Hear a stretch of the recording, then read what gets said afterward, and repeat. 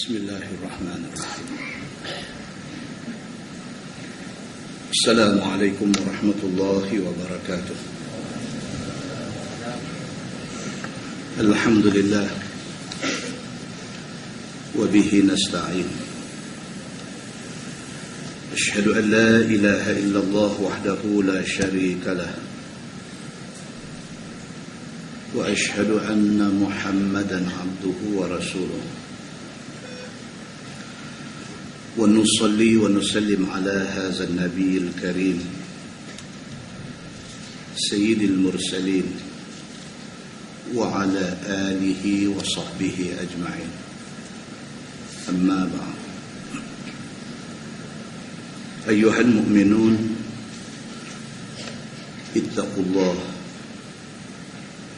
Usikum wa iyaya bitaqwallah. Faqad fazal muttaqun. Muslimin dan muslimat, mudah-mudahan dirahmati Allah Subhanahu wa ta'ala.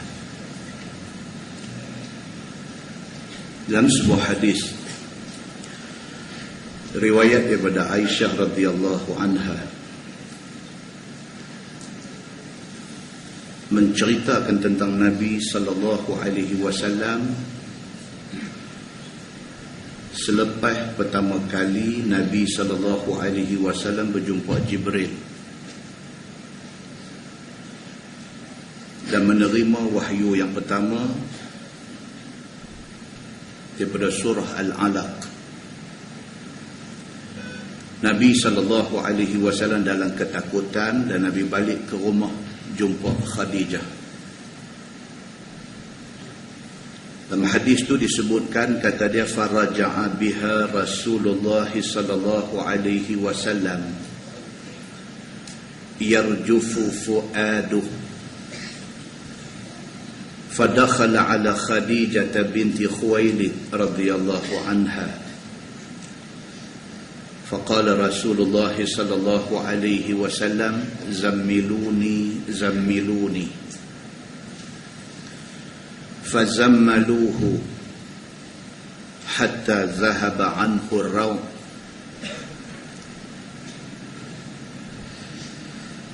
فقال رسول الله صلى الله عليه وسلم لخديجة وأخبرها الخبر لقد خشيت على نفسي فقالت خديجة كلا والله ما يخزيك الله أبدا إنك لتصل الرحم وتحمل الكل وتكسب المعدوم وتكري الضيف وتعين على نوائب الحق إلى آخر الحديث أو كما قال hadis riwayat Al-Bukhari. Apabila Nabi SAW balik ke rumah dalam keadaan takut, kerana Nabi SAW tidak pernah melalui keadaan yang baru dilalui tadi. Untuk pertama kalinya Nabi SAW jumpa satu makhluk Allah, iaitu Jibril alaihi salam.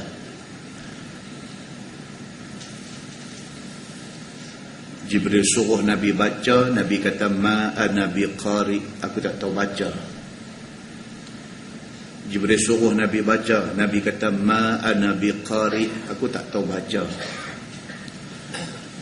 Jibril peluk Nabi sampai ketat dada Nabi.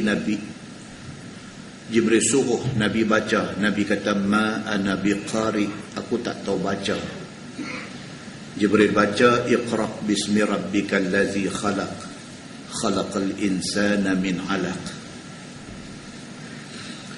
Satu pengalaman pertama yang Nabi SAW tidak pernah lalui sebelum itu cukup untuk membuatkan Nabi jadi takut. Faraja'a biha Rasulullah sallallahu alaihi wasallam yarjufu fuaduh. Nabi balik ke rumah dalam keadaan hatinya gemetar. Fadakhala ala Khadijah binti Khuwailid radhiyallahu anha. Nabi jumpa Khadijah. Faqala, Nabi kata, zammiluni, zammiluni, tolong selimut aku, tolong selimut aku. Kata hadis itu, fazammaluhu. Khadijah tak cakap banyak, tak buat reyuk, tak menambah susah Nabi. Khadijah cuma ambil selimut Nabi. Hatta zahaba anhu ar-raw', sehinggalah hilang rasa takut dalam hati Nabi. Faqala Rasulullah sallallahu alaihi wasallam li Khadijah.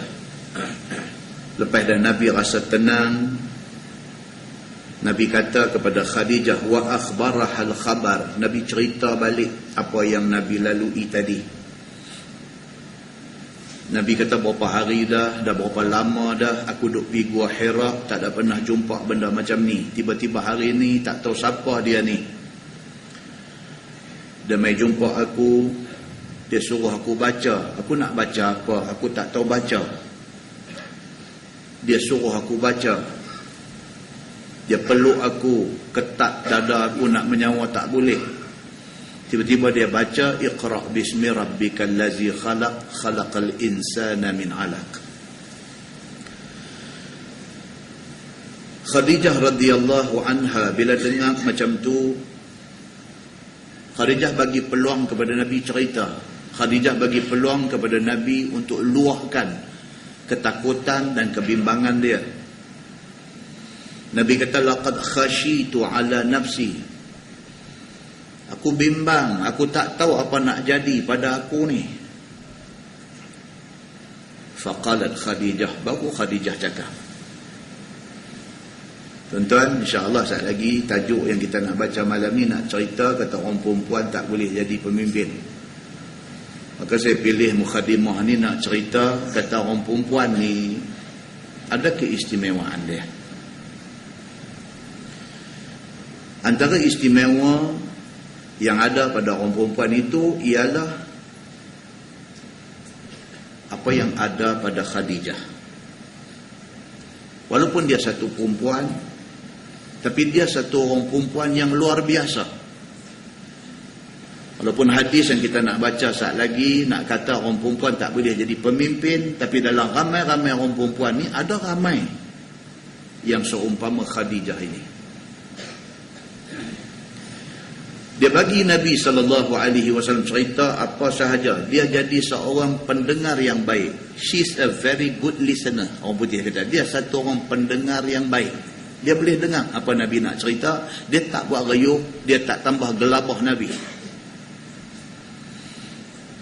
Faqalat Khadijah, barulah dia kata, kalla wallah ma yukhzika Allahu abada. Baru Khadijah kata, dia kata kalla, jangan macam tu. Jangan duk bimbang, jangan duk cemas, jangan duk ingat benda bukan-bukan. Khadijah kata, kalla, wallah, demi Allah, ma yukhzika Allahu abada. Sekali-kali aku yakin Allah tidak akan mencelakakan engkau. Pasal apa? Pasal innaka latasilur rahim wa tahmilul kal wa taksibul ma'dum wa taqrid dhaif wa tu'inu 'ala nawaibil haqq. Dia kata, pasal engkau, wahai Muhammad, kamu orang bagus. Kamu satu orang yang cukup jaga hubungan silaturahim. Kamu satu orang yang cukup prihatin dengan orang-orang susah. Kamu satu orang yang menolong orang yang tidak ada. Kamu satu orang yang menghormati tetamu. Kamu satu orang yang apa benda baik ada pada kamu. Jangan ingat bukan-bukan. Jangan ingat kata Allah nak buat benda tak elok dekat kamu. Jangan. Khadijah kata lagu tu kepada Nabi sallallahu alaihi wasallam. Maknanya apa, tuan-tuan? Orang perempuan ni kalau dia bersifat dengan sifat Khadijah, dia orang baik. Dalam sebuah hadis riwayat pada Abi Hurairah radhiyallahu anhu, kata dia, ata Jibril an-Nabiy sallallahu alaihi wasallam faqala Jibril, ya Rasulullah, hazihi Khadijah qad atat ma'aha ina'un fihi idamun aw ta'amun aw syarab fa idza hiya atatka faqra 'alaiha salam min rabbiha wa minni wa bashirha bi baitin fil jannah min qasabin la sakhaba fihi wa la nasab atau kama qala, hadis sahih riwayat Muslim. Daripada Abi Hurairah radhiyallahu anhu, kata dia satu hari Jibril mai jumpa Nabi sallallahu alaihi wasallam. Jibril kata kepada Nabi, ya Rasulullah, hazihi Khadijah. Jibril mai jumpa Nabi, Jibril kata, wahai Rasulullah, ni Khadijah ni. Qad atat ma'aha inahu fihi idamun aw ta'amun aw syarab. Jibril kata ni Khadijah ni, saat lagi dia nanti mai jumpa kamu, dia akan bawa satu bekas. Dalam bekas itu ada idam, ada lauk untuk kamu makan, ada ta'am, ada makanan, dan ada syarab, ada minuman. Khadijah tak mai lagi. Jibril mai dekat Nabi, kata saat lagi Khadijah nanti mai, dia nanti bawa bekas. Dalam bekas itu ada makanan, ada lauk, ada minuman, nak bawa mai dekat kamu. Fa idza hiya atatka, Jibril kata saat lagi bila Khadijah mai, saat lagi faqra 'alaiha salam min rabbiha wa minni. Jibril kata saat lagi bila Khadijah mai, saat lagi jangan lupa sampaikan salam kepada dia daripada Allah dan daripada aku. Khadijah ni perempuan, tuan-tuan. Khadijah ini wanita, tuan-tuan. Tapi Khadijah ini sudah diletak pada kedudukan yang begitu tinggi di kalangan manusia. Walaupun saat lagi kita anak perempuan Nabi yang keempat nama dia Ummu Kalsum, menjadi isteri kepada Uthman bin Affan selepas wafat kakak dia Ruqayyah. Maka Uthman bin Affan dia jadi menantu Nabi 2 kali. Mula-mula dia menikah dengan Ruqayyah. Ruqayyah mati, dia menikah dengan adik pula nama Ummu Kalsum. Yang kita pilih untuk nak dijadikan cerita kita pada malam ini ialah Zainab binti Rasulullah sallallahu alaihi wasallam. Satu nama yang tidak begitu popular, tetapi dia ada cerita dia. Anak sulung Nabi yang lahir 10 tahun sebelum Nabi dilantik jadi Nabi. Nabi dilantik jadi Nabi umur apa? 40. 10 tahun maksudnya umur Nabi berapa? 30. Umur Nabi 30, Nabi dapat anak pertama. Dinamakan anak itu Zainab. Nabi sayang Zainab. Yang kita duk jumpa dalam banyak hadis ni cerita Nabi sayang Fatimah. Malam ni kita nak berpeluang satu lagi anak Nabi, nama dia Zainab. Nabi sayang dia. Sebab sebuah hadis Nabi SAW sebut, Nabi kata, hiya afdalu banati usibat fiyya. Nabi kata Zainab ini adalah anak perempuan aku yang paling utama, anak sulung. Usibat fiyya, dia ditimpa begitu banyak musibah kerana aku, Nabi kata. Tuan, kita ada anak apa orang pun, anak hak rasa susah sikit ni anak nombor apa? Anak nombor 1 lah. Anak hak bongsu ni kita dah senang dah. Pasal kita dah kerja lama dah, gaji pun dah naik tinggi dah, rumah pun dah ada dah, kereta pun dah beli dah. Jadi anak hak kendian-kendian hak bongsu ni dia tak berapa susah. Anak hak sulung tu susah. Pasal apa? Pasal dia beranak keluar mai, ayah dia baru kerja. Kereta pun tak boleh beli lagi, dia naik motor. Hujan panas pun duk redah motor. Jadi Nabi SAW, anak sulung dia Zainab, Nabi kata dialah orang yang paling banyak ditimpa musibah kesusahan. Usibat fiyya, ditimpa musibah Zainab ini kerana aku, Nabi kata. Ulama di dalam membincangkan hadis Nabi ni yang dikatakan afdalu banati, yang kata dia ni anak yang paling utama ni, pasal apa? Ulama hadis kata kerana satu, pasal dia adalah anak gadis di kalangan anak-anak gadis yang mula-mula masuk Islam. Di kalangan budak-budak yang mula masuk Islam siapa? Ali bin Abi Talib. Di kalangan anak dara yang mula masuk Islam siapa dia? Zainab. Dia ditimpa susah pasal apa? Ketika dia nak hijrah daripada Mekah ke Madinah, dia tidak hijrah sama dengan bapa dia, sama dengan Nabi sallallahu alaihi wasallam. Nabi hijrah daripada Mekah ke Madinah, Zainab tak ikut. Zainab tinggal di Mekah bersama dengan suami dia. Pasal apa? Pasal suami dia pada masa tu Abu Al-As bin Ar-Rabi' tak masuk Islam lagi. Pak mentua Nabi, menantu tak masuk Islam. Maka dia sebagai isteri, dia tunggu bersama suami dia di Makkah. Kemudian lepas pada tu baru dia berhijrah ke Madinah. Dia hijrah ketika dia dalam keadaan mengandung. Kerana susah payahnya hijrah Mekah ke Madinah itu, dia keguguran. Maka kerana tu Nabi kata usibat fiya, dia ditimpa musibah kerana aku, Nabi kata. Maka Nabi rasa cukup sayang dekat anak ni. Cerita ni tuan-tuan boleh rujuk di dalam Fathul Bari. Bukan Fathul Bari ulama UMNO tu. Fathul Bari kitab Ibnu Hajar Al-Asqalani.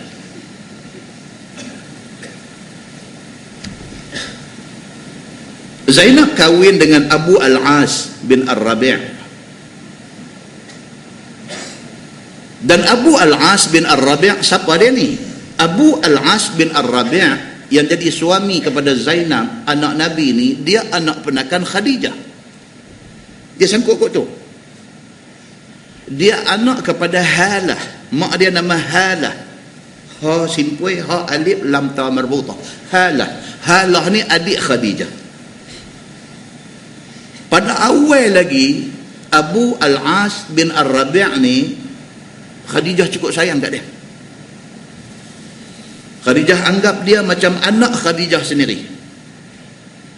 Sehinggalah Khadijah mahu supaya Abu Al-As ni kahwin dengan anak dia, dengan Zainab ni, anak dia dengan Nabi. Dan hasil daripada, dan apa nama, kerana dia setuju untuk kahwin dengan Abu Al-As, Khadijah bagi hadiah dekat dia satu kalung, satu rantai tengkuk yang Khadijah cukup sayang. Khadijah bagi dekat Zainab untuk pakai di hari perkahwinan dia. Abu Al-As bin Ar-Rabi' yang menjadi suami kepada Zainab ni orang bagus, orang baik. Bagus tak bagus dia ni, dia digelar Al-Amin. Macam mana orang panggil Nabi masa kecil Muhammad Al-Amin, Abu Al-As ini masa muda dia orang panggil dia Al-Amin. Pasal apa? Pasal dia satu orang yang jujur, dia satu orang yang pemurah, dan dia satu orang yang cukup amanah. Dan dia satu orang yang buat meniaga, satu businessman yang cukup berjaya, mempunyai rangkaian perniagaan di sana sini. Ni yang kata suami Zainab yang menjadi menantu Nabi sallallahu alaihi wasallam ini. Bila Nabi kena boykot, kalau kita baca sejarah sirah Nabi, Nabi pernah kena boykot. Pembesar Arab Quraisy bagi warning kepada semua orang, jangan siapa ingat nak pergi tolong Muhammad ni. Abu Al-As bin Ar-Rabi' walaupun dia tidak masuk Islam, dia bangkit berdiri di depan orang Quraisy semua. Dia kata Muhammad ini pak mentua aku, menjadi tanggungjawab aku jaga dia. Tak Islam tapi bagus. Dan sejarah mencatatkan dia bertanggungjawab supply makan, minum, duit ringgit dan perbelanjaan Nabi dan orang yang kena boykot. Dia pergi bagi. Dia tak heran kepada kafir Quraisy yang bagi amaran ini. Tapi dia tak masuk Islam. Pelik tak pelik tuan-tuan dalam dunia ni? Oh, hak mengaku Islam duk lawan Islam ni pun ada, hak tak masuk Islam duk pertahan Islam pun ada. Abu Al-As bin Ar-Rabi' walaupun pak mentua dia Nabi, dia tak masuk Islam, tapi dia pertahankan Nabi di waktu itu. Bila Nabi SAW hijrah ke Madinah, Zainab, anak perempuan Nabi ini dengan suami dia Abu Al-As bin Ar-Rabi' tetap tinggal di Makkah. Bila jadi perang Badar, Abu Al-As bin Ar-Rabi' menantu Nabi ini, dia duduk di pihak kafir Quraisy nak pergi serang Nabi di Madinah. Pula dah. Tak faham kita ni. Saat tengok dia kesian dekat Nabi, dia pergi bantu Nabi, dia pergi hantar makan minum Nabi, dia bagi belanja duit dekat Nabi. Tiba-tiba bila Quraisy nak serang Nabi Muhammad di Madinah, dia ada dalam geng Quraisy. Dia nak pergi serang Nabi SAW di Madinah. Dalam perang Badar, dia ditawan. Ni menantu Nabi ni, Abu Al-As, suami kepada Zainab ni, kena tawan dia dalam perang Badar. Dan Nabi SAW, kalau kita baca cerita tentang tawanan perang Badar, ditawarkan kepada keluarga yang ada di Mekah. Siapa yang nak bebaskan saudara mara mereka yang kena tawan ni, buat main tebusan, boleh dibebaskan. Tuan-tuan, Zainab anak Nabi SAW kirim kalung dia untuk tebus laki dia. Dalam hadis, kalau kita baca hadis riwayat daripada Aisyah radhiyallahu anha, dia kata, lamma ba'atha ahlu Makkah fi fida'i asrahum, ba'athat Zainab bintu Rasulillah sallallahu alaihi wasallam fi fida'i Abil As bin Ar-Rabi' bimalin wa ba'athat fihi biqiladatin laha kanat li Khadijah أدخلتها بها على أبي العاص حين بنى عليها. قالت فلما رآها رسول الله صلى الله عليه وسلم رقى لها رقة شديدة. وقال النبي صلى الله عليه وسلم إن رأيتم أن تطلقوا لها أسيرها وتردوا عليها الذي لها فافعلوا. فقالوا نعم يا رسول الله فأطلقوه وردوا عليها الذي لها أو كما قال. Hadis riwayat Abu Daud dan Ahmad. Aisyah cerita, dia kata orang-orang Mekah yang keluarga mereka kena tawan dalam perang Badar, pakai kirim, hantar utusan mai bawa duit nak bebaskan adik-beradik mereka. Dalam ramai-ramai itu ada utusan daripada Zainab anak Nabi. Orang yang dia utuskan tu membawa qiladah, membawa kalung kepunyaan Zainab, hantar pi untuk nak tebus laki dia. Hadis tu kata apa? Dia kata falamma ra'aha Rasulullah sallallahu alaihi wasallam raqqa laha raqqatan syadidah. Nabi ni bila orang tunjuk dekat dia, tunjuk kata ni, di antara benda yang mereka buat main untuk nak tebus tawanan ni, tunjuk ada bagi duit, ada bagi mai perak. Dia tengok-tengok kalung itu kalung Khadijah.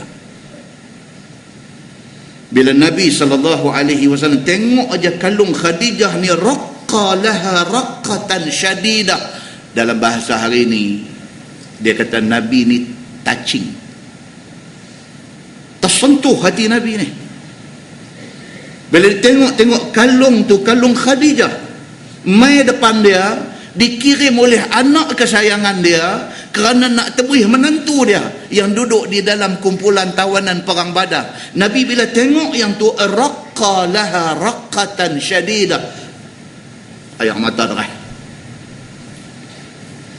Nabi beralih kepada tentera-tentera Islam yang duk jaga tawanan perang Badar ni. Nabi kata, in ra'aitum an tutliqu laha asiraha wa taruddu 'alaiha allazi laha faf'alu.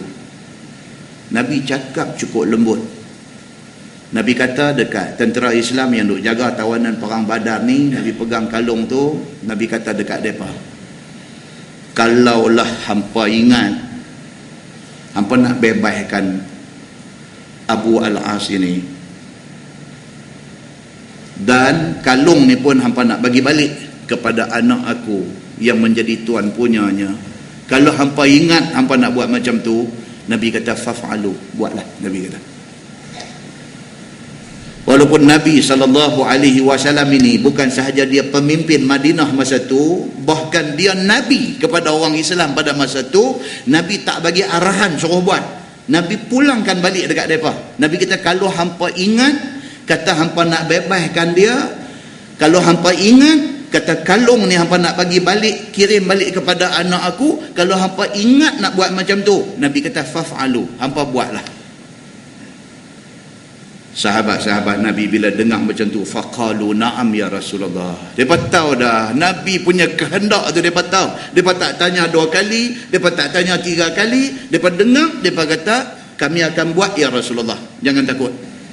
Depa lepas balik Abu Al-As menantu Nabi ni, kalung tu pun bagi kat dia, pi bagi balik dekat isteri hang, anak Nabi SAW. Cuma Nabi panggil dia, Nabi panggil menantu ni, Nabi kata dekat dia, aku bebaskan engkau dengan syarat, dengan kadar segera hantar anak aku Zainab kepada aku.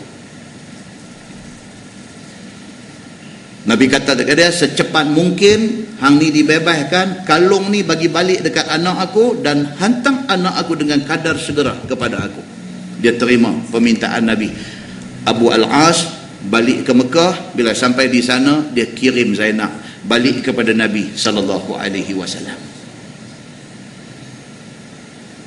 Zainab sepeninggalan dia, dia tinggal suami dia di Mekah, dia mai duduk dengan bapa dia, dia pun tak peduli siapa, dan suami dia Abul Al-As bin Ar-Rabi' ditinggalkan di Mekah pun tak menikah dengan siapa. Zainab setia kepada Abu Al-As, Abu Al-As setia kepada Zainab, cuma tak masuk Islam lagi. Tuan-tuan, tu yang nak abang apa? Nak abang kata hidayah ni mahal, tuan-tuan.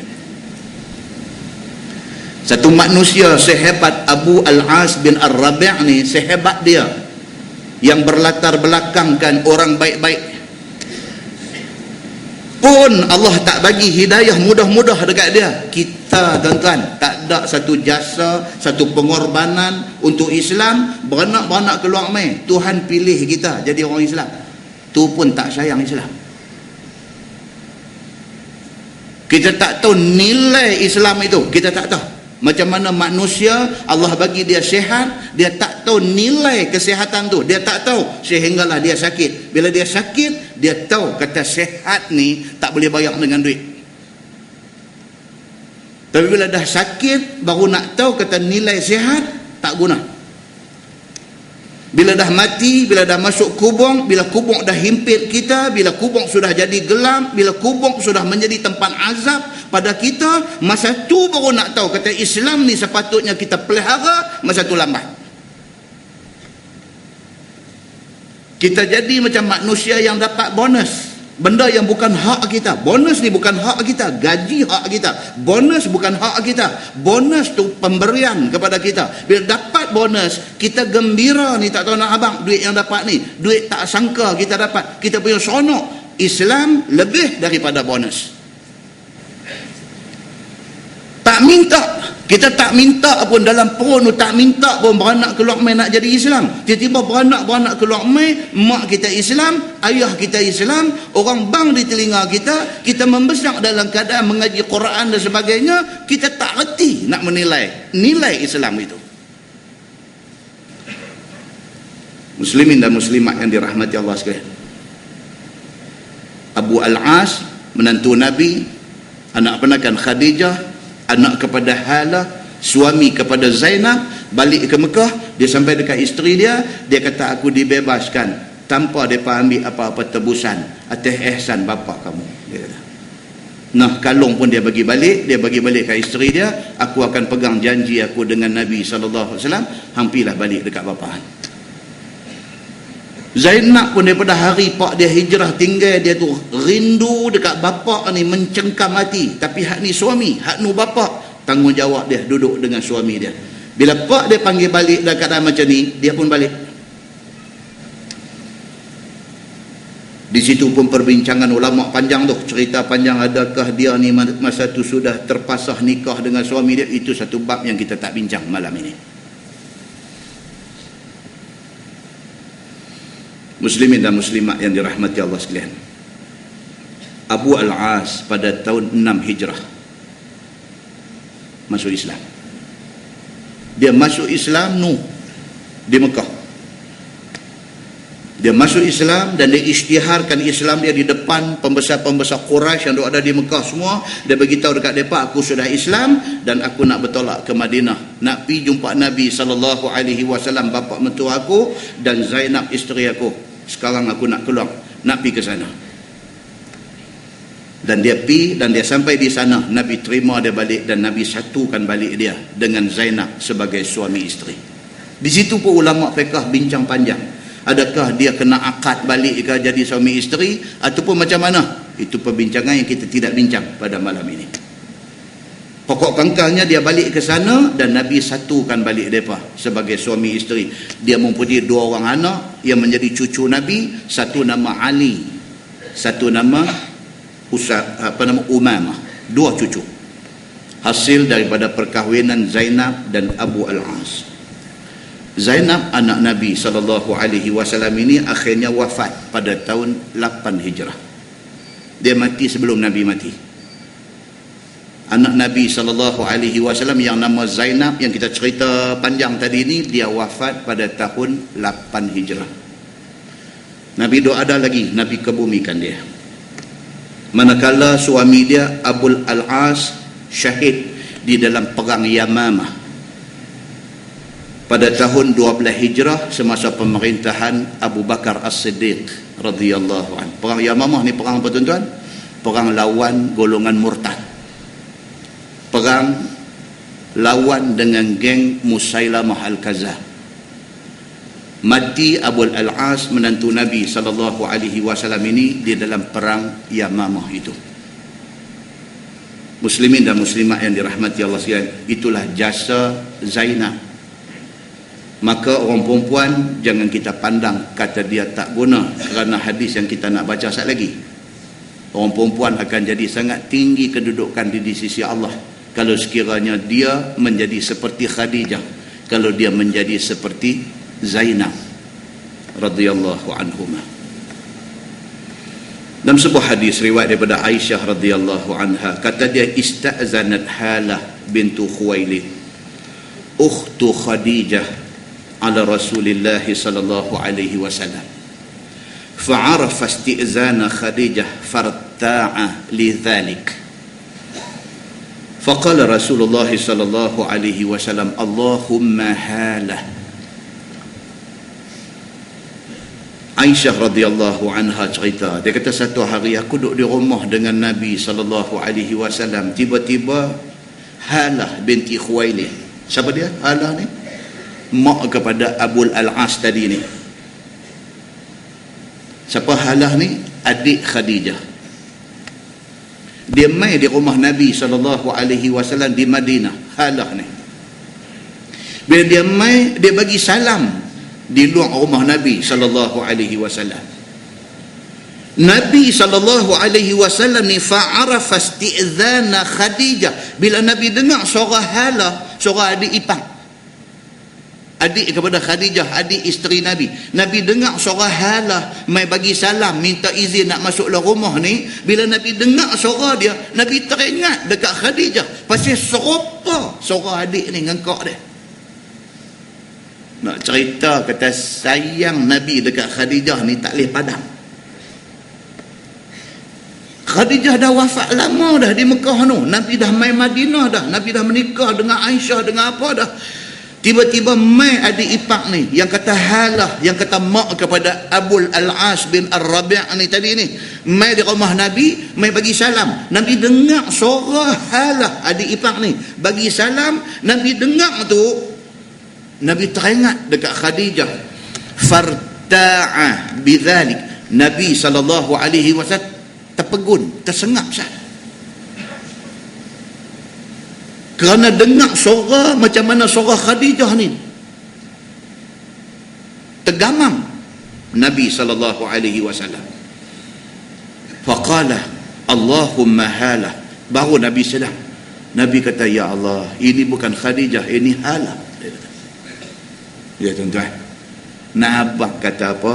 Orang perempuan ni dia boleh pergi ke kedudukan itu. Kedudukan sangat istimewa di sisi Allah dan di sisi Nabi dan di sisi agama Islam kalau kena cara dia. Muslimin dan muslimat yang dirahmati Allah sekalian. Cuma masalah orang perempuan ni apa dia? Masalah orang perempuan ni dia tak boleh jadi Khadijah, dia duduk jadi Kak Jah aja.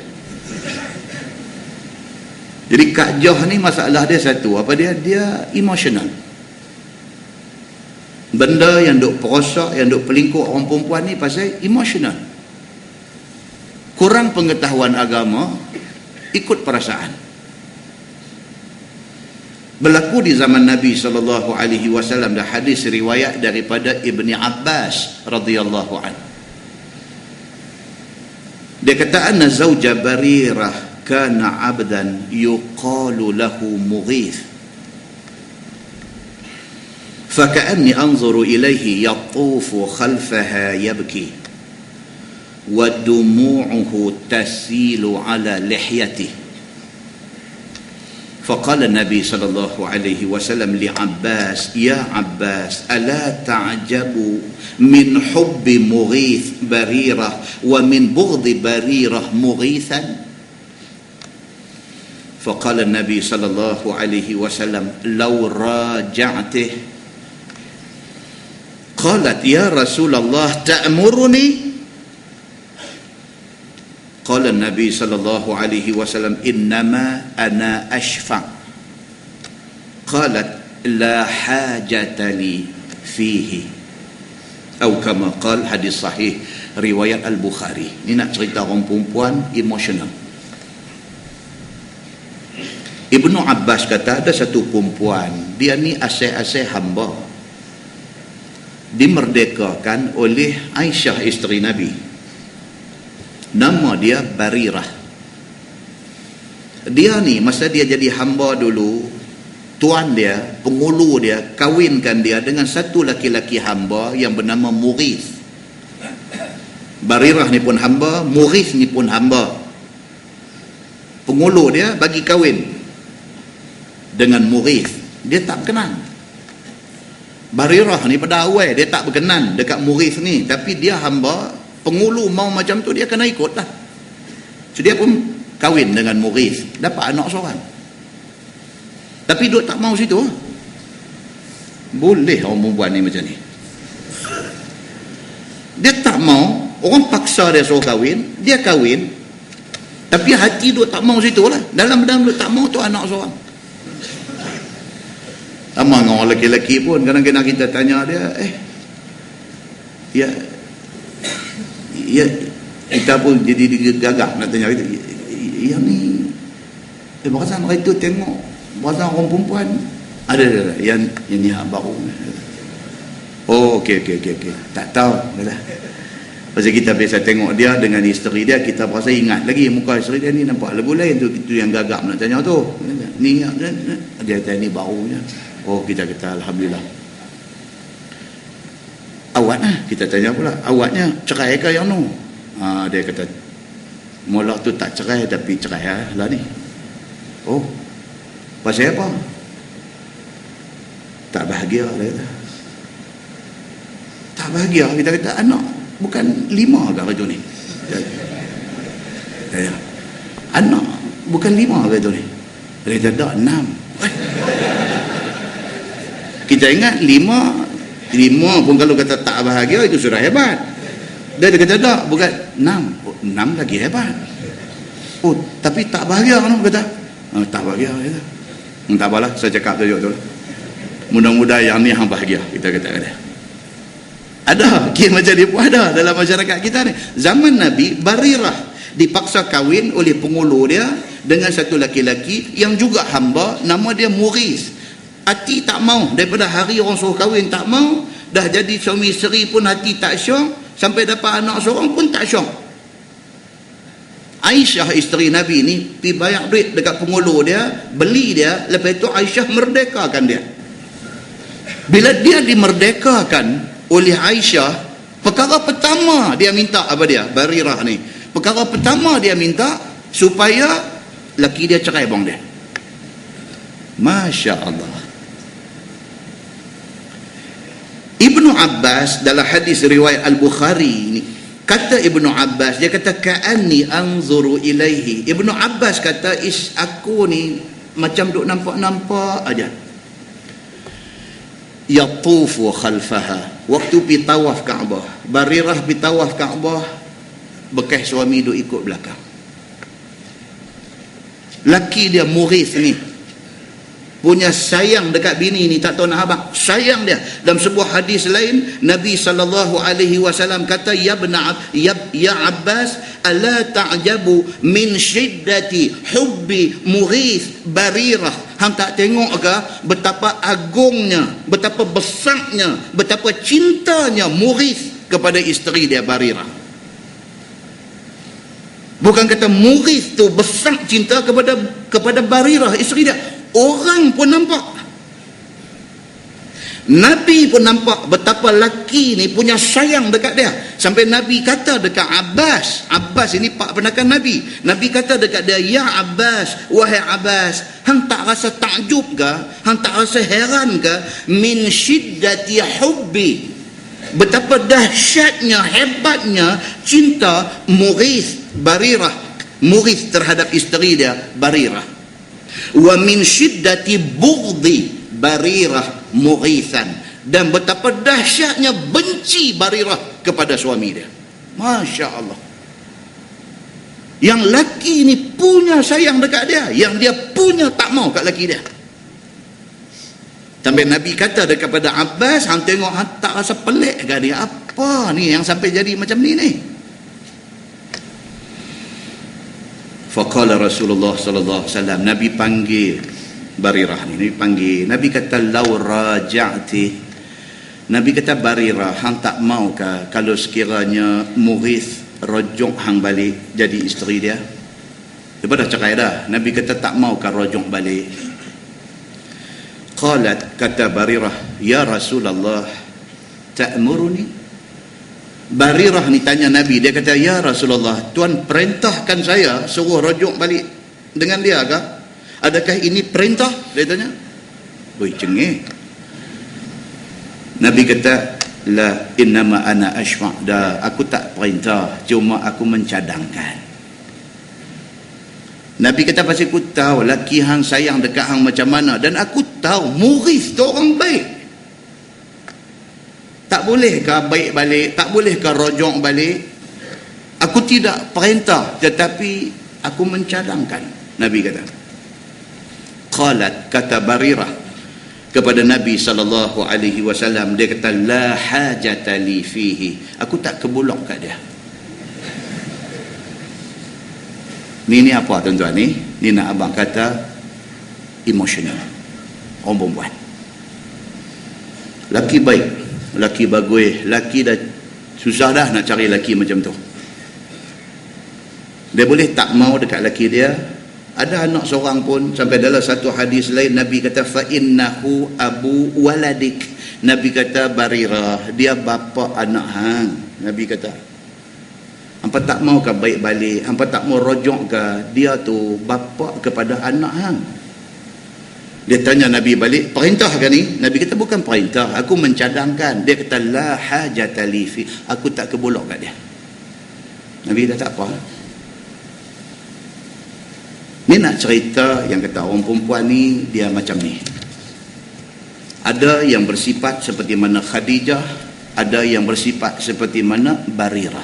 Macam ni. Cuma kalau dilihat pada 4 perkara, ni mukadimah tak habis lagi. Kitab tak baca lagi. Kalau dilihat pada 4 perkara, yang pertama dari segi fizikal, orang lelaki lebih kederat, riang, laki-laki lebih. Pasal apa kata laki-laki lebih? Pasal orang laki-laki boleh naik nyok, perempuan tak naik nyok. Laki-laki riang ada.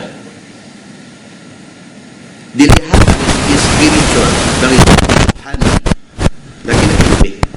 Pasal laki-laki dia tak ada cuti ibadat dia. Kalau puasa Ramadan 29 hari, 30 hari laki-laki komplit, orang perempuan dia ada cuti, maka dia kurang dari segi spiritual. Orang laki-laki semayang dia penuh, orang perempuan dia ada time tak semayang. Dari segi spiritual, dari segi agamanya, Nabi kata itu lebih laki-laki. Laki-laki tak semayang ni saya kira lah, yang tu jenis tak mau semayang. Tapi hak jenis semayang ni dia boleh buat penuh. Cuma dari segi intelektual, ada orang perempuan lebih kadang-kadang intelektual, mengaji tinggi. Tuan-tuan pergi hari ni mana universiti pun, UUM yang dekat kita ni ke, Insaniah ke, pergilah UITM ke, pergi sampai Universiti Melaya, UKM, USM apakah, bukan sikit doktor, profesor, associate professor perempuan, intelektual. Dari segi intelektual ramai orang perempuan ni cerdik, tetapi campur semua sekali laki-laki lebih. Siapa kata laki-laki lebih?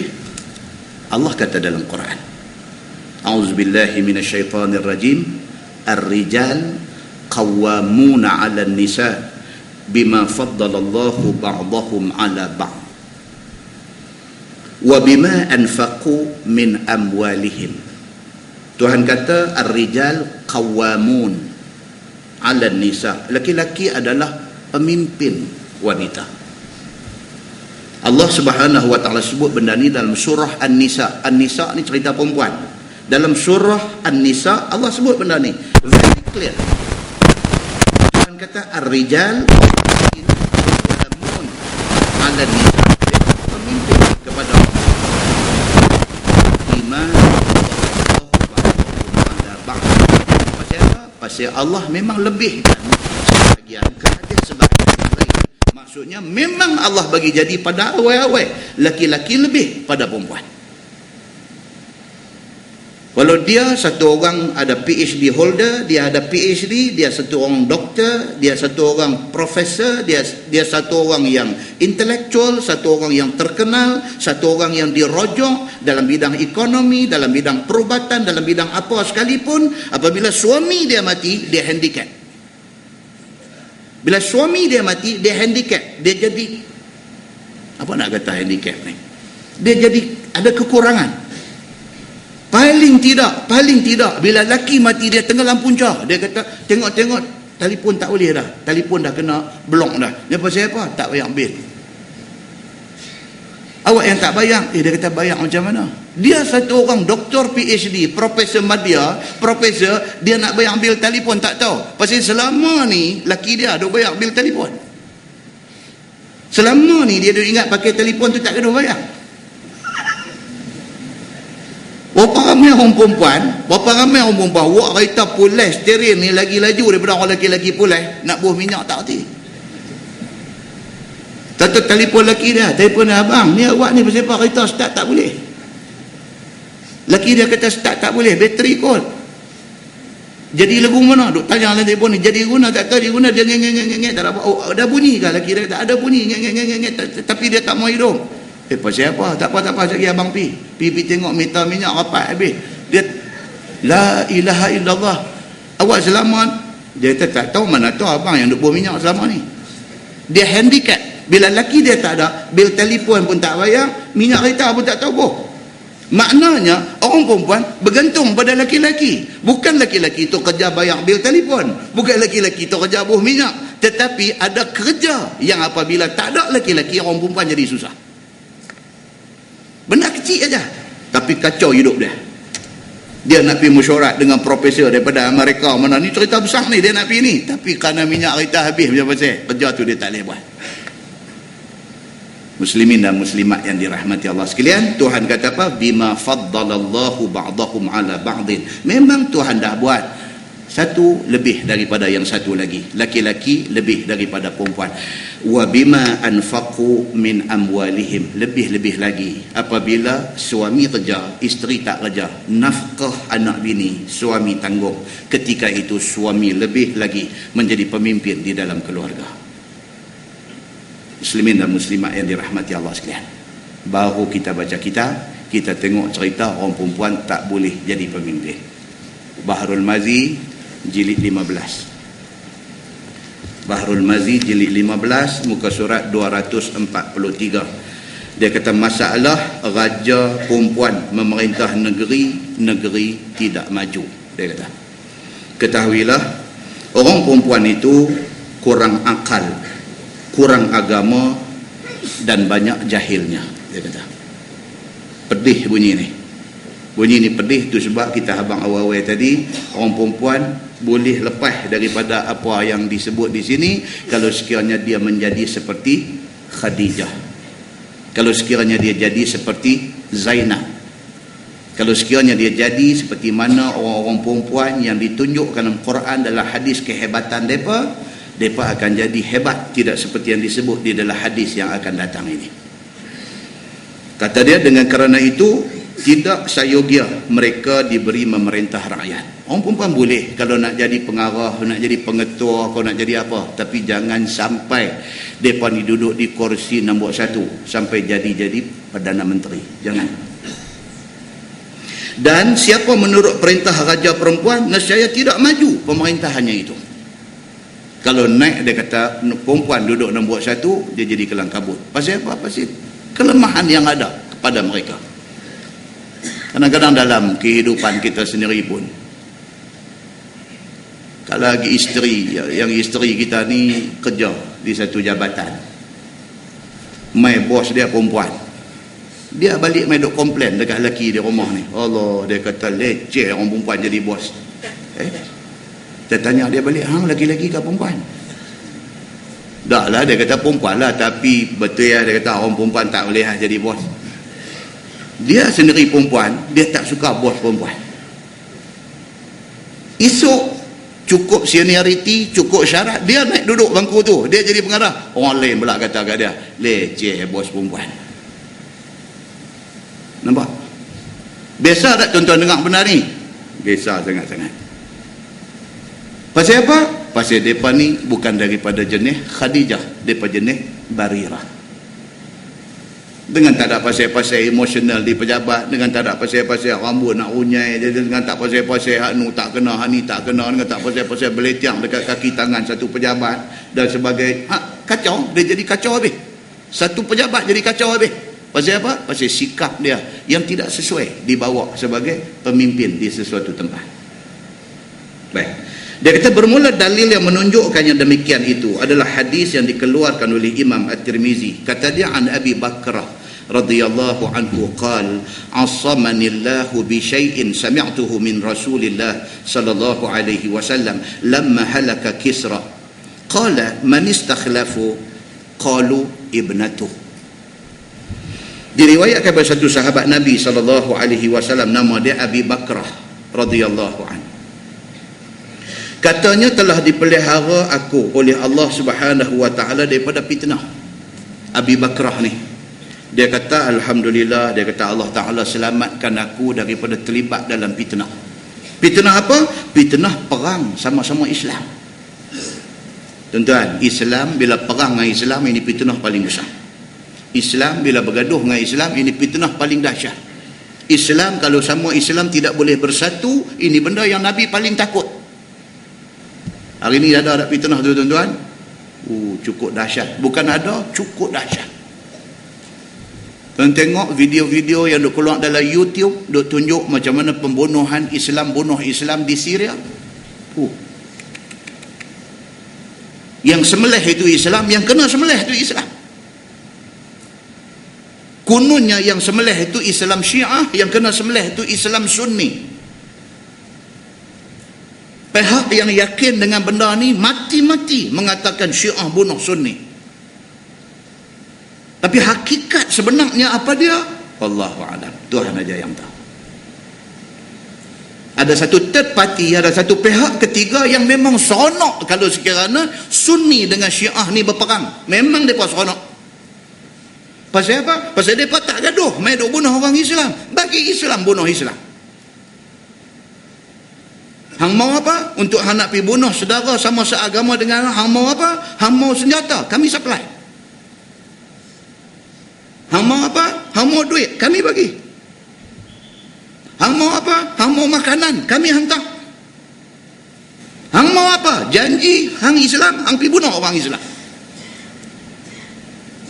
Kalau berlaku di zaman Nabi SAW peristiwa perang Jamal antara kumpulan Aisyah dan juga kumpulan Sayyidina Ali bin Abi Talib berperang sampai mati-mati, itu Nabi satu benda yang sangat mendukacitakan Nabi kalau Nabi masih hidup. Hari ini berlaku dalam skala, dalam skala yang lebih besar. Bergaduh ni tak usah bercakap lah, bergaduh. Berbunuh-bunuh di antara sesama Islam. Maka Abi Bakrah dia kata apa? Dia kata alhamdulillah, dia kata Allah Subhanahu wa taala pelihara aku daripada terlibat di dalam perang Islam sama Islam dengan satu hadis yang aku dengar daripada Nabi SAW, yang aku boleh tak pi join kumpulan yang bergaduh ni semata-mata kerana aku ingat hadis Nabi, maka aku tak join. Saya nanti cerita pasal apa. Kerana aku ingat satu hadis Nabi sebut depan aku duk ingat lagi apa yang Nabi kata ni. Maka kerana tu, bila ada orang mai ajak aku pi join kumpulan yang nak perang sama-sama Islam, aku tak mau pi. Alhamdulillah, dia kata, aku selamat daripada terlibat di dalam fitnah itu. Tuan, kalau kita tengok dalam hadis sahih, dalam riwayat Imam Muslim, dia cerita, Nabi kata kalau pada ketika itu jadi gaduh, jadi perang, jadi berbunuh-bunuh antara Islam dengan Islam, kalau kita pada masa itu duduk berlari, Nabi kata hang berjalan. Kalau kita tengah duduk berjalan, Nabi kata berdiri, tak usah berjalan. Kalau kita duduk berdiri, Nabi kata duduk, tak usah duduk berdiri. Kalau kita duduk, Nabi kata tidur buang, jangan duduk.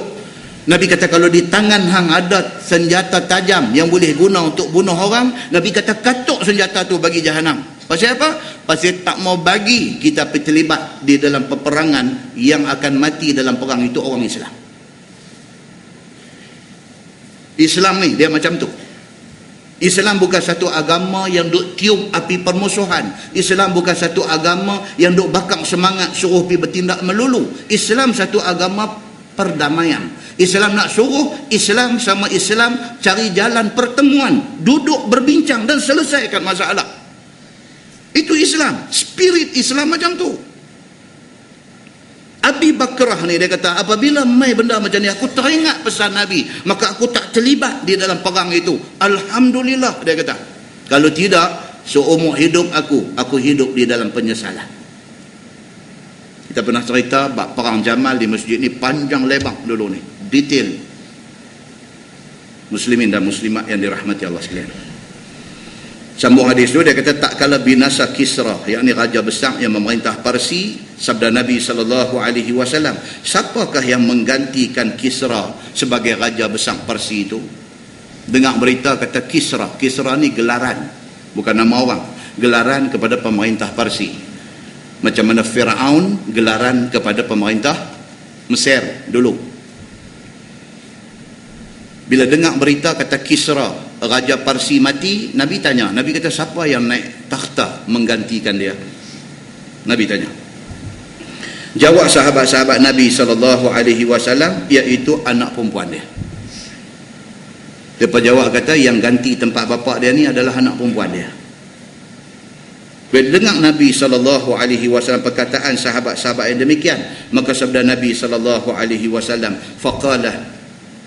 faqala Nabi SAW, lan yufliha qaumun wallau amrahum imra'ah. Maka sabda Nabi SAW, tak akan jadi maju satu kaum yang memberi perintah mereka itu akan pekerjaan mereka itu satu perempuan. Nabi kata apa? Siapa yang ganti tempat Raja Kisra ni siapa? Anak perempuan dia. Nabi kata habislah. Parsi tidak akan maju lagi. Nabi kata lagu tu. Qala falamma qadimat Aisyah yani al-Basrah zakartu qawla Rasulillah sallallahu alaihi wasallam fa'asamanillahu bihi. Kata Abu Bakrah, maka tak kala datang Aisyah radhiyallahu anha ke negeri Basrah dengan segala tenteranya. Ini cerita Aisyah ni, yang cerita perang Jamal yang kita cerita panjang hari itu ni. Aisyah mencari kekuatan orang-orang yang nak sokong dia pergi di Basrah. Nak kumpul kekuatan untuk nak attack Ali bin Abi Talib. Waktu dia sampai di Basrah, Abu Bakrah dia ada di Basrah. Aisyah panggil dia sebab dia sahabat Nabi, dia orang kenamaan, ada meriwayatkan banyak hadis daripada Nabi SAW. Aisyah panggil dia. Aisyah kata, ya Abu Bakrah, jom ikut kumpulan aku, kita pergi lawan dengan Ali. Maka dia ajaknya untuk pergi berperang dengan tentera Ali kerana mau pergi menghantam Sayyidina Ali, iaitu perang dengan Ali bin Abi Talib, kerana nak menuntut bela mengambil darah Sayyidina Osman yang mati kena bunuh. Lalu diajaknya Aisyah akan aku bersama-sama dengan dia menghantam Sayyidina Ali bin Abi Talib. Dia kata, Aisyah ajak dia join untuk pergi terlibat dalam perang Jamal, nak lawan dengan Sayyidina Ali. Maka aku sebutkan sabda Nabi SAW, dengan kerana itu dipelihara Allah akan aku daripada masuk dan terlibat di dalam perang itu. Dia baca balik hadis ni, kata Nabi SAW dah kata dah, jangan ikut pemimpin perempuan. Pasal apa? Kalau ikut tidak akan maju. Dia kata, oleh kerana Aisyah, walaupun kamu isteri Nabi, tetapi oleh kerana kamu perempuan, aku tidak ikut kamu. Dia kata, sebenarnya itu alasan dia untuk tidak ikut perang lawan dengan Ali bin Abi Talib. Bukan saja sepupu Nabi, bahkan menantu Nabi SAW, bahkan orang yang terlibat menguruskan jenazah Nabi, bahkan salah seorang yang turun di dalam liang menyambut dan menanam jasad Nabi SAW. Muslimin dan muslimat yang dirahmati Allah sekalian, kata At-Tirmizi, ini hadis hasan lagi sahih. Masalah, dia kata raja baik, raja jahat. Dia kata raja ataupun kerajaan ini ada baik dan ada jahat. Sesungguhnya raja besar ataupun pemerintah negeri ataupun kerajaan ada baik ada jahat, itu boleh dikenal akan dia, boleh kenal. Dia kata dengan khabar Nabi SAW seperti mana tersebut dalam hadis At-Tirmizi, kata dia, an Abi Hurairah anna Rasul SAW waqafa ala unasin julusin faqala ala ukhbirukum bi khairin min syarrikum. Diriwayatkan oleh satu sahabat Nabi SAW, nama dia Abu Hurairah radhiyallahu anhu, bahawasanya sabda Nabi SAW ketika berkhutbah kepada beberapa orang yang duduk di depan dia. Nabi satu hari tengok sahabat duduk, Nabi berdiri bagi satu ucapan. Maka berkata Nabi SAW, maukah sekalian kamu aku khabarkan dengan sebaik-baik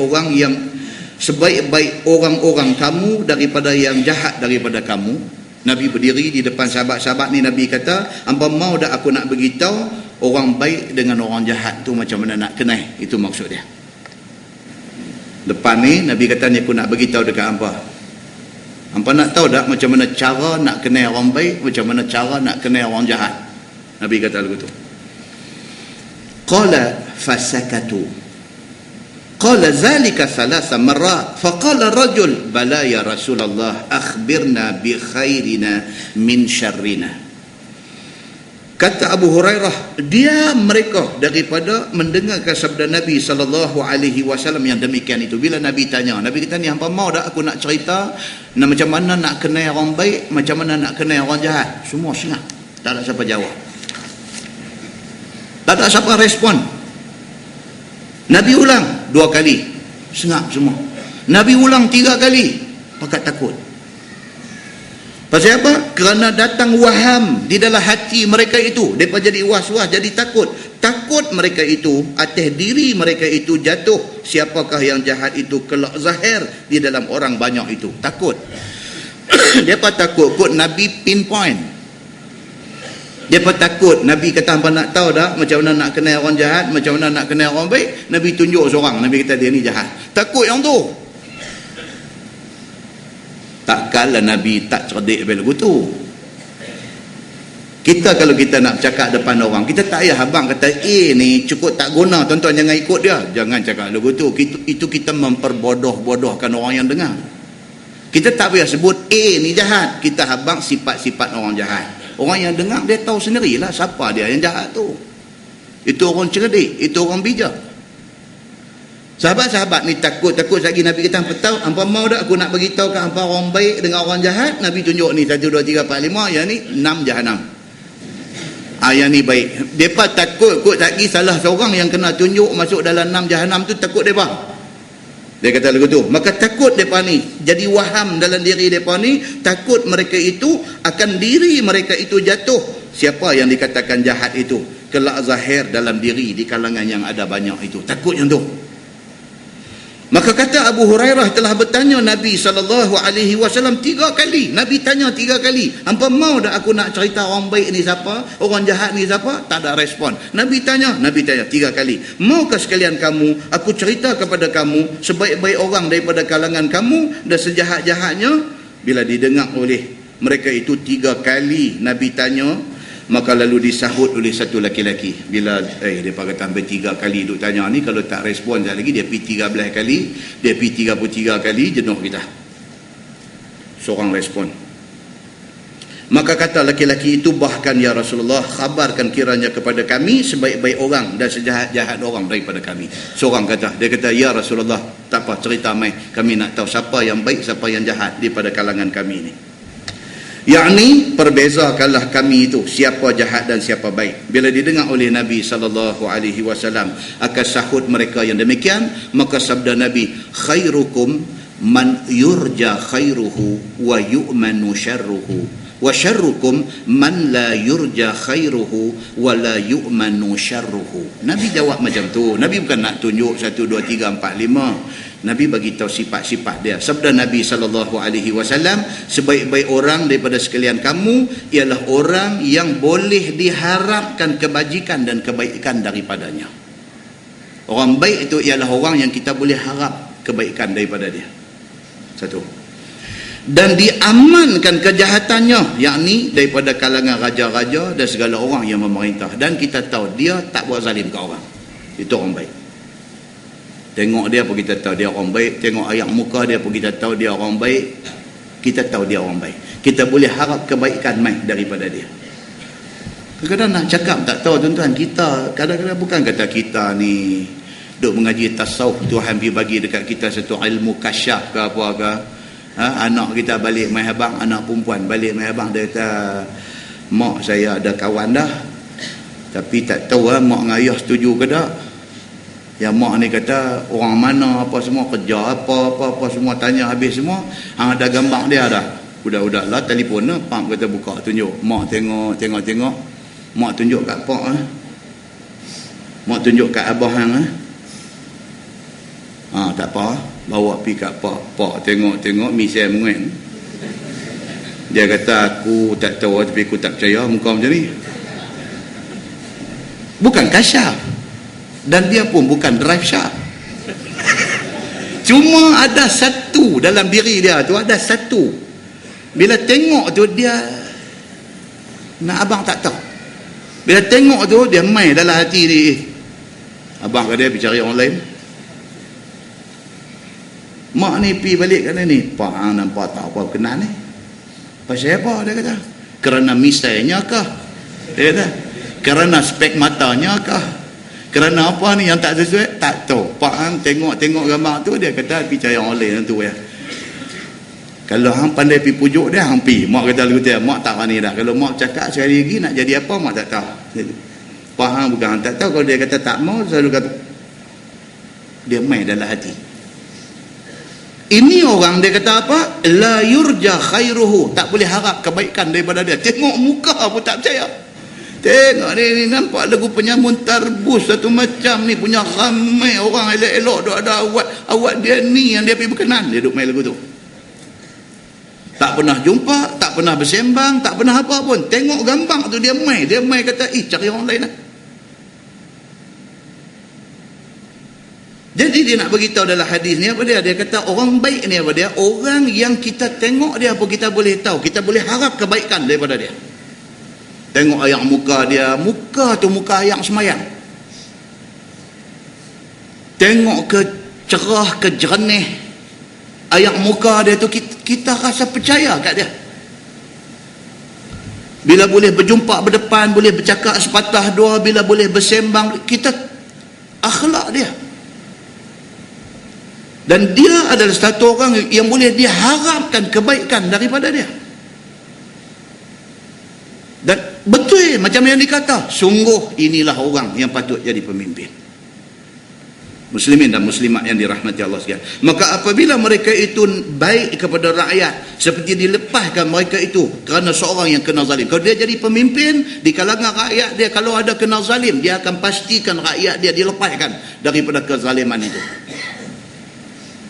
Dia tak boleh tidur malam dengan senang, melainkan dia fikir dulu apa yang menjadi susah rakyat dia, apa benda yang menjadi masalah kepada rakyat dia. Dia fikir-fikir, esok dia panggil mesyuarat, dia bincang, okey, dia kata benda ni kita buang, benda ni menyusahkan rakyat kita.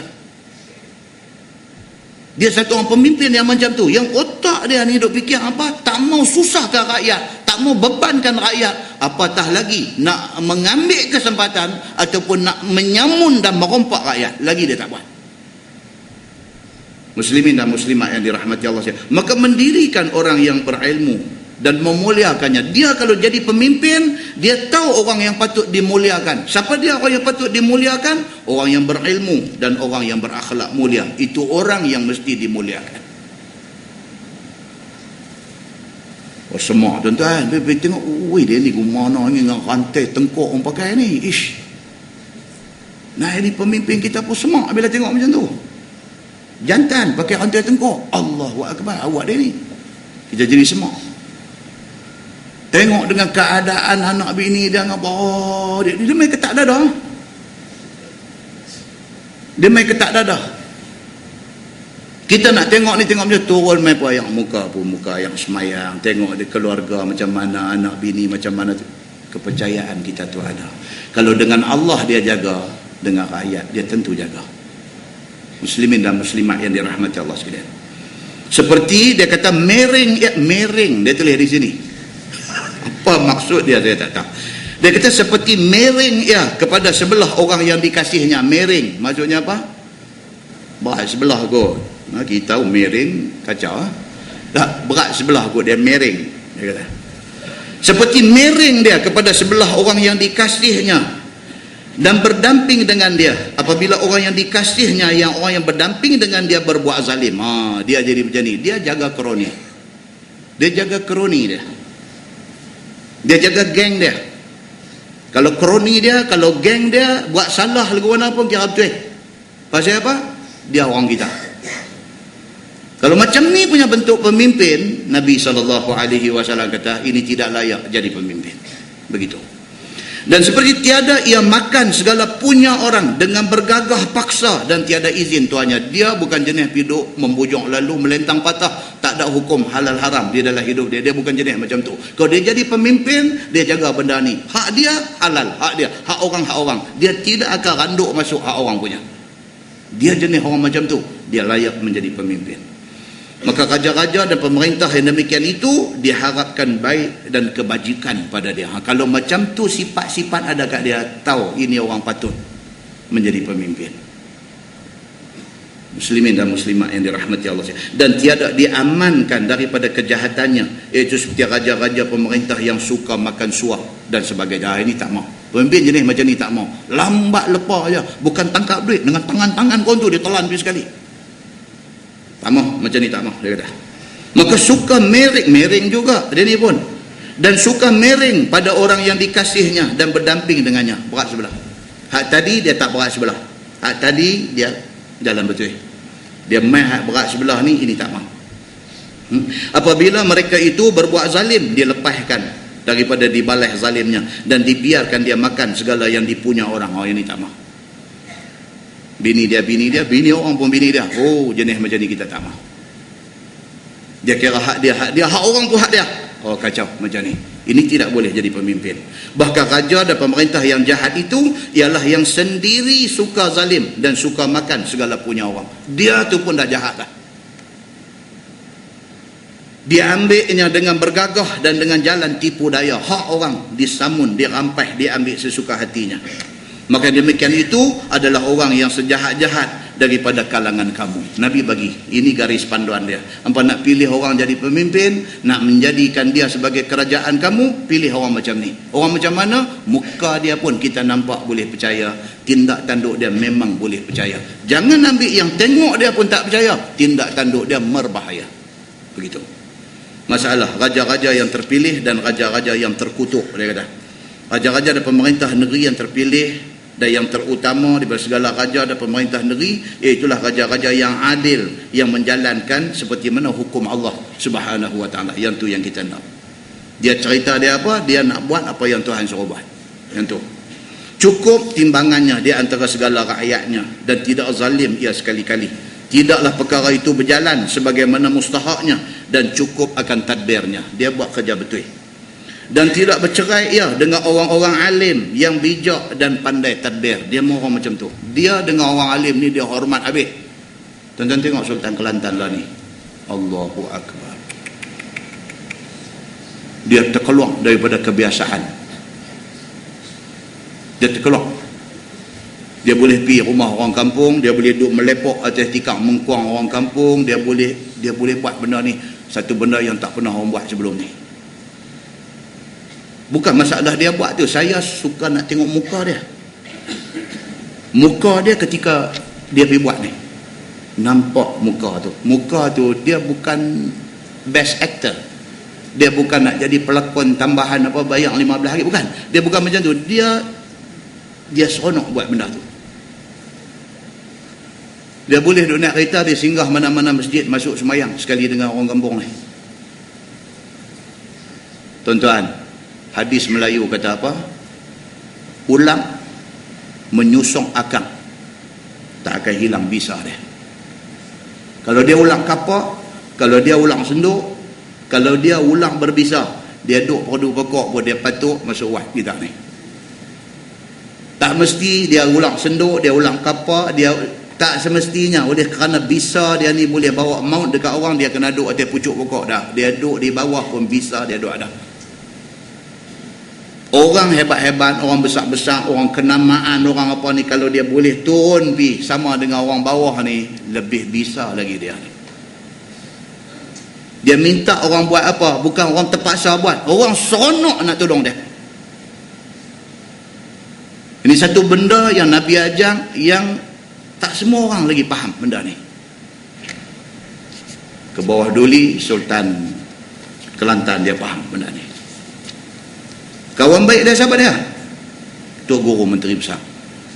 Kawan baik dia. Apa-apa cari orang tua ni, apa-apa rojok dekat orang tua ni, apa-apa minta nasihat daripada orang tua ni. Seronok kita tengok. Muslimin dan muslimat yang dirahmati Allah sekalian. Tak apa ke cakap lagu tu? Benda betul tuan-tuan. Takkan benda betul tak boleh nak abang. Muslimin dan muslimat yang dirahmati Allah sekalian. Dengan kerana itu sudahlah sekalian orang yang di bawah perintahnya itu semuanya kasih kepadanya. Ni Tok Guru Idris Al-Marbawi habang kat kita 60 tahun dulu. Kalau orang-orang yang berkedudukan tinggi ni boleh turun di macam tu, merendah diri bersama dengan rakyat marhain ini, apabila dia buat macam tu, dia kata apa hasil dia? Semua rakyat yang ada di bawah ni kasih pada dia. Sayang, hormat, tuan-tuan, tak boleh beli. Kita jadi bos, orang ikut kita pasal pangkat kita, pasal takut kepada kuasa yang ada kat kita, pasal tindakan yang kita boleh ambil dekat dia, tak ada guna tuan-tuan. Kita pencin, kita lintas jalan, dia tindih kita. Hari ni pencin, esok jumpa dia tak beri salam dah. Maukah kita jadi orang macam tu? Berbanding dengan kita masa duduk pada kedudukan itu, kita satu orang yang merendah diri, turun pergi dekat mereka hormat kita, kita pencen 20 tahun dah, dia jumpa kita, dia cium tangan kita depan semua orang. Dia abang ni bos saya dulu, bukan siapa bayar duit kat dia, bukan siapa ugut dia, di depan semua orang dengan bangganya dia beritahu ni bos saya dulu. Tuan-tuan, ini ilmu, tidak semua orang faham benda ni. Ilmu daripada mana? Daripada Nabi SAW. Baik, dia kata dan semua orang bukan setakat kasih kepada dia, bahkan berdoa bagang kiranya dikekalkan Allah mereka itu di bawah pemerintahannya. Tu dia tuan-tuan. Ni rakyat ni doa angkat tangan ni, minta ya Allah panjangkan umur dia, ya Allah kekalkan dia jadi pemimpin kami, ya Allah Bukan disuruh, bukan dibayar duit, bukan diberi teks untuk dibaca. Doa itu rakyat sendiri duk ingat dalam hati, ya Allah panjanglah umur dia, kami bahagia duduk di bawah naungan pemerintahan dia. Baik, dia kata apa? Dan dia kata menjalankan apa kemaslahatan rakyat dan sebagainya, dan semuanya itu berdoa barang kiranya dikekalkan dia dengan pemerintahannya. Dan pula mereka itu bercakap suka menyerah diri dan jiwa. Tu dia, semua ni kira dia suruh buat apa, mereka pergi buat semua. Tak tanya nak bayar duit berapa, mereka akan pergi buat. Mereka gadai nyawa untuk mempertahankan dia. Muslimin dan muslimat yang dirahmati Allah sekalian, mau menjunjung apa titah raja yang demikian itu dengan suka hati dan ikhlas hati. Tuan, dalam perang Uhud, Nabi jatuh dalam lubang yang dikorek oleh munafik. 80 orang tuan-tuan syahid di keliling lubang itu. Tahan dada supaya panah tidak kena tubuh Nabi sallallahu alaihi wasallam. Berapa duit Nabi bayar dekat depa ni? Depa buat tu semata-mata apa dia? Ikhlas hati kerana sayang Nabi sallallahu alaihi wasallam. Benda ni kita nak tarik keluar daripada sejarah yang ada. Adapun raja-raja dan pemerintah negeri yang terkutuk itu, iaitu raja dan pemerintah yang suka zalim dan suka sedap diri dan anak bini mereka sahaja, maka tidak dia ambil hirau apa kemaslahatan rakyat dan apa yang baik bagi mereka itu. Jenis ni dia tak fikir orang, dia fikir dia. Dia fikir sekarang sudah ada 10 juta nak bagi jadi 100 juta. Sekarang sudah ada 100 juta nak bagi jadi 1 bilion kekayaan dia. Hampa punya pasal. Begitu. Maka suka main-main, suka bersedak-sedak, berseronok-seronok sahaja. Tidak dipedulikan susah senang rakyatnya. Tidak suka berbuat jahat. Bahkan suka dia berbuat jahat dan apa-apa maksiat. Itu kehidupan hari-hari dia. Dengan kerana itu, sudahlah benci rakyat kepada dia. Rakyat ni hari ni cerdik. Bila dia nampak tak kena, dia start tak syok, dia jadi tak suka. Jadi benar-benar disumpah diseranah oleh rakyat daripada jauh dan didoakan lekeh mati dan lekeh binasa. Ada kan lebih macam tu?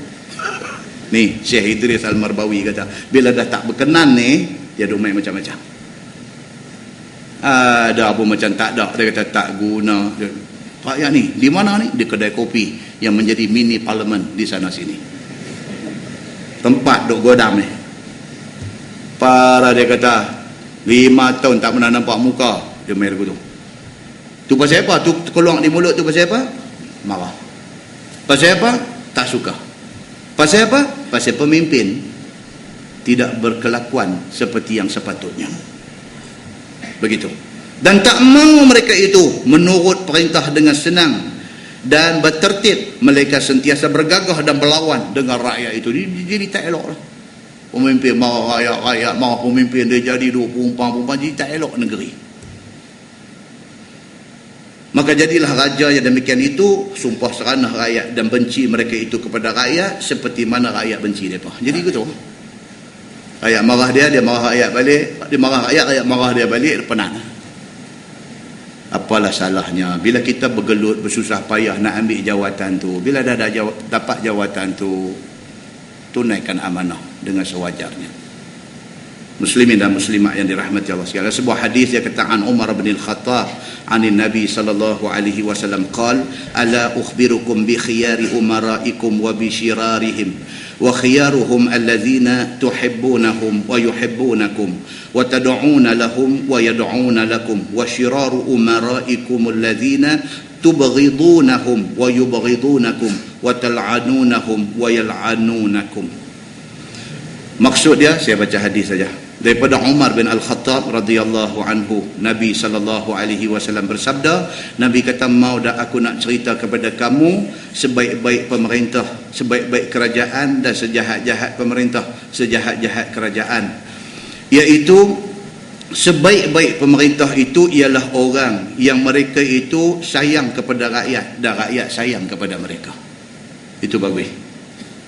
Dia pun sayang dekat rakyat. Orang yang jadi pemerintah, jadi kerajaan ni sayang kepada rakyat. Rakyat sayang kepada mereka. Satu. Wa tad'una lahum wa yad'una lakum. Depa doa kesejahteraan rakyat, rakyat doa kesejahteraan pemerintah. Itu bagus. Wa syiraru umaraikum, dan pemerintah yang tak bagus. Allazina tubghidunahum wa yubghidunakum, ialah pemerintah benci rakyat, rakyat benci pemerintah. Dia jadi lagu tu. Wa tal'anunahum wa yal'anunakum, bahkan rakyat maki, laknat mereka, dan mereka melaknat dan memaki rakyat. Itu pemerintah yang tidak bagus, dia kata. Dan tuan-tuan tengok sebelah lagi hadis, dia kata an Ummi Salamah anin Nabi sallallahu alaihi wasallam qal innahu sayakunu alaikum a'immah ta'rifuna wa tunkirun faman ankara faqad bari'a wa man kariha faqad salima walakin man radiya wa taba'a faqila ya Rasulullah afala tuqatiluhum qala la ma sallu. Maksudnya daripada Ummi Salamah, daripada Nabi sallallahu alaihi wasallam. Nabi kata akan berlaku ke atas kamu pemimpin-pemimpin yang kamu tahu, kamu kenal mereka, tetapi kamu mengingkari mereka. Nabi kata esok akan mai dekat apa pemimpin yang apa kenal. Rakyat kenal pemimpin, tengok dia ni, Allah, dia ni depa pilih bagi jadi wakil rakyat. Dia betul. Kenal dah dia ni. Pasal apa? Rekod baik dia, rekod tak baik dia, rakyat kenal. Macam tak ada awal lain pergi bagi kat dia ni. Dia jadi lugu tu. Nabi kata akan mai keadaan itu. Dan watun kirunah, dan kamu engkarkan dia. Bila kita kenal dia orang tak baik, tiba-tiba dia diangkat menjadi pemimpin, kita tak boleh nak ikut dia. Jadi macam tu. Faman angkara faqad bari'ah, siapa yang menentang dia terlepas daripada dosa. Dia kata, wa man kariha faqad salima, siapa yang menentang dia selamat. Pasal dia orang yang tak baik, dia nak jadi pemimpin, dia nak bawa pergi jalan tak baik. Apabila kita menasihati dia, kita menegur dia, kita tak mau dia pergi buat benda tak baik, kita selamat. Tapi kalau sekiranya kita turut serta dengan dia, sama-sama dia pergi penat benda-benda tak baik, pada ketika itu kita binasa, Nabi kata. Maka pilih tengok orang baik. Kalau dia buat benda baik, baik ni maksudnya apa? Hak agama bagi buat, punya dia buat. Okey, cantik. Kalau dia buat benda tak baik, tegur dia. Tulis surat pergi dekat dia, SMS pergi dekat dia, bagi tahu dekat dia, jangan buat benda macam ni. Kami pilih hang untuk jadi wakil rakyat, untuk jadi pemimpin. Kami tak mau hang buat benda macam ni. Tolong jangan buat. Kalau hang buat juga, hang akan hilang sokongan kami. Bagi tahu kat dia macam tu. Baru dia pun takut sikit, dia tak buat. Kita tengok dia pergi buat benda tak baik, kita pun pergi duduk ya-ya sama dengan dia. Habis dia bawa kita terjun gaung. Habis semua sekali. Walakin man radiya wa taba'a, tapi siapa yang pergi redha, pergi duduk ikut dia dengan benda tak baik dia, jahannamlah orang itu. Faqila, maka sahabat tanya Nabi, ya Rasulullah, afala tuqatiluhum, kalau pemimpin jenis tak baik ni ditakdirkan jadi pemimpin kami, adakah boleh kami pergi perang lawan dengan dia? Qala, jawab Nabi, lah, tak boleh. Perang tak boleh. Nak pergi buat kacau huru-hara, nak perang, nak bunuh dia, tak boleh. Ma sallu, selagi mana dia Islam dan dia semayang, kamu tidak boleh main kasar macam tu dengan dia, tak boleh. Tuan-tuan tengok sampai jadi perang, sampai apa nak jatuhkan pemimpin, kesudahan jadi apa? Tuan tengok apa yang jadi di Iraq. Marah dekat Saddam Hussein, dengan berbantukan tentera Amerika, gulingkan Saddam Hussein. Iraq aman ke hari ni? Tak aman juga. Dua orang situ. Pasal apa? Pasal cara tu tak kena. Tengok keseronok nak jatuhkan Saddam Hussein hari tu ni. Woi, seolah-olah tak ada Saddam Hussein ni, Iraq jadi satu negeri yang makmur. Seolah-olah macam tu. Sampai hari ni huru-hara. Tuan-tuan tengok apa yang jadi di Libya. Marah dekat Gaddafi, sampai buat dia sampai jadi macam-macam. Jatuh Gaddafi, aman kan Libya hari ni? Tak juga. Sebab cara dia tak kena. Pasal apa? Pasal Nabi kata dah, bukan itu cara dia. Bukan dengan cara menimbulkan rusuhan, pergaduhan, pembunuhan dan sebagainya. Bukan itu cara dia. Gunakan cara yang sewajarnya. Cara yang aman, cara yang elok. Ubah kepada keadaan yang lebih baik. Sebab kita doa dalam khutbah yang kedua, tuan-tuan. Apa dia doa kita? Di antara doa yang khatib nanti baca, Allahumma aslih a'immatana wa wulata umurina. Ya Allah, elokkanlah a'immah, pemimpin-pemimpin kami, wa wulata umurina, dan juga wali-wali yang menjaga urusan kami, pemimpin. Minta doa bagi mereka ni dapat hidayah, dapat petunjuk, jadi elok. Tak kira siapa, minta supaya Allah kekalkan mereka di atas hidayah, di atas petunjuk Allah, supaya semua orang akan jadi elok. Nah, wallahu a'lam. Lepas ni insya-Allah tuan-tuan, kuliah kita yang berikutnya bulan 1. Bulan 1 kita akan sambung jilid yang berikutnya, kitab yang sama ni. Ni jilid berapa dah ni? Jilid 15. Kita akan sambung jilid 16. Senang, tak kena fikir dah kitab apa. Kita akan sambung jilid 16. Jilid 16 ni dia main satu cerita yang jarang-jarang kita dengar saja, kita baca pi. Dia panggil Abwabur Ru'ya. Cerita tentang mimpi. Mimpi. Satu benda yang hari-hari kita duk jumpa benda ni. Mimpi. Mimpi ni apa benda? Boleh percaya ke tak boleh percaya? Betul ke tak betul? Adakah mimpi itu satu petunjuk? Adakah mimpi boleh dijadikan dalil dan sebagainya? Dia nak main. Dan adakah wujud satu ilmu yang dinamakan ilmu ta'bir mimpi? Adakah ta'bir mimpi? Bila mimpi dia ada ta'bir dia ada satu tafsiran dia. Macam mana Nabi mana yang mimpi itu? Yusuf alaihi salam mimpi, dan ditakbir. Itu tajuk yang akan datang, insya-Allah kita akan baca. Dan kita akan tengok bagaimana Nabi SAW sebelum dia terima wahyu pertama, hadis yang kita baca tadi. Sebelum Nabi terima wahyu yang pertama, Nabi nak duduk tahannus di Gua Hira.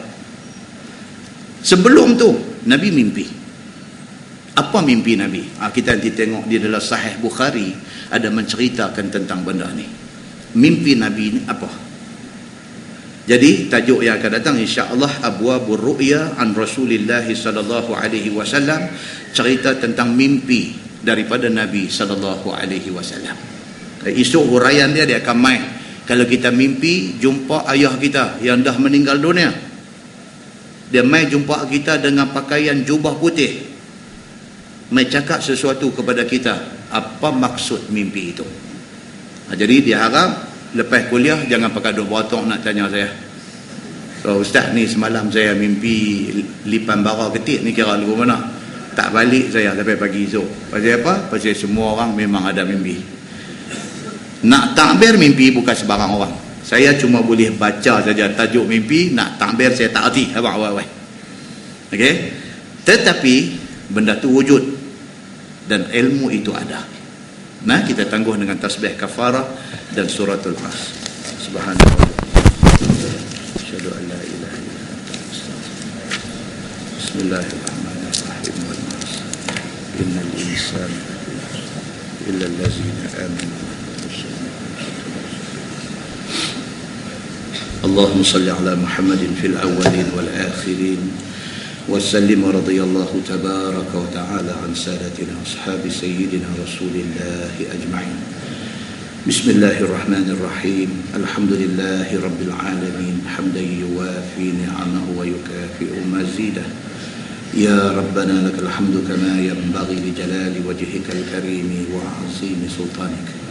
رضينا بالله ربا وبالإسلام دينا وبمحمد نبيا ورسولا. اللهم افتح علينا فتوح العارفين وارزقنا فهم النبيين بجاه خاتم المرسلين. اللهم فقهنا في الدين وعلمنا التأويل واهدنا صراطك المستقيم. اللهم أرنا الحق حقا وارزقنا اتباعه وأرنا الباطل باطلا وارزقنا اجتنابه. اللهم اجعل جمعنا جمعا مرحوما وتفرقنا من بعده تفرقا معصوما. وصلى الله على محمد وعلى آله وصحبه وسلم والحمد لله رب العالمين. السلام عليكم.